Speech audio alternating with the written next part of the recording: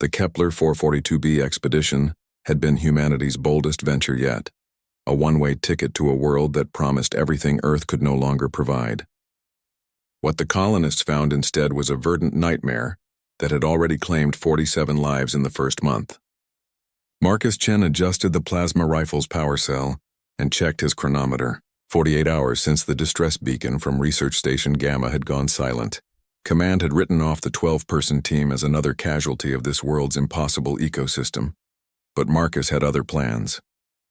The jungle pressed against him like a living thing, its canopy so dense that noon felt like twilight.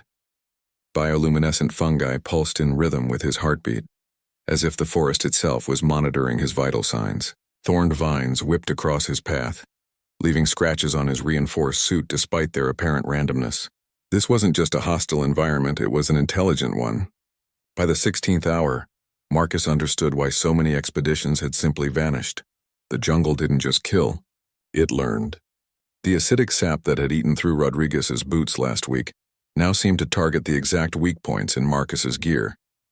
The carnivorous flowers that had claimed the Thompson twins had evolved overnight, their petals now perfectly camouflaged to match human skin tones.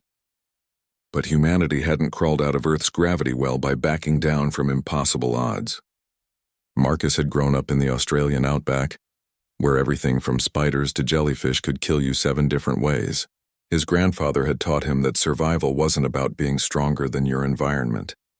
It was about being more stubborn than it was patient. The jungle wanted to play evolutionary arms race? Marcus would show it what 4 billion years of natural selection on a death world had taught his species. When the acid-spitting orchids learned to mimic the sound of human voices calling for help, Marcus learned to recognize the subtle frequency differences that gave them away.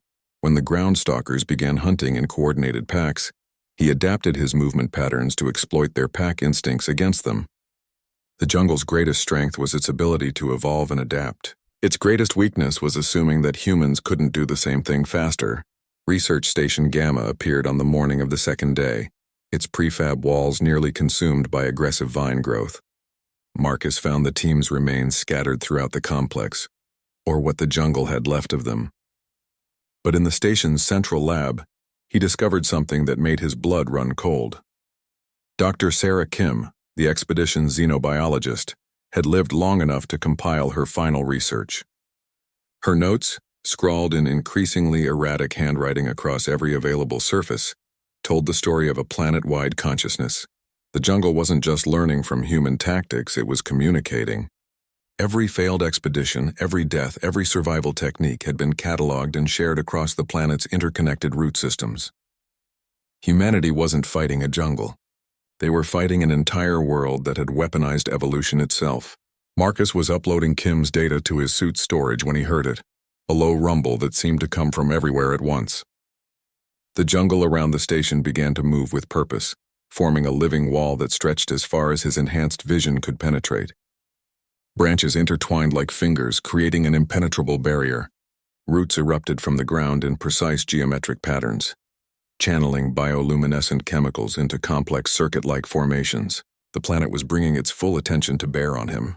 For a moment, Marcus felt the weight of an entire world's hostility pressing down on his shoulders. The rational part of his mind calculated his odds and came up with numbers that would have sent any sensible person into catatonic despair. He was one human, armed with technology that the jungle had already learned to counter, facing an enemy that spanned continents. Then Marcus smiled. He'd spent his whole life being told what humans couldn't do, couldn't survive in space, couldn't terraform dead worlds, couldn't adapt to environments that had evolved specifically to kill them. The experts had always been wrong before. The jungle's mistake was assuming that human adaptability had limits. Marcus spent the next 6 hours in what could only be described as the most violent education in planetary biology ever attempted. He learned that the root networks conducted information through bioelectric pulses. He discovered that the jungle's coordination relied on chemical signals distributed through airborne spores. Most importantly, he realized that a system complex enough to achieve planetary consciousness was complex enough to be hacked. Using salvaged equipment from the research station and a healthy dose of what Command would later classify as criminal recklessness, Marcus began introducing chaos into the jungle's communication network. Electromagnetic pulses disrupted the bioelectric signals. Synthesized pheromones created false chemical messages. The plasma rifle, reconfigured as a directed energy weapon, severed key neural pathways in the root network.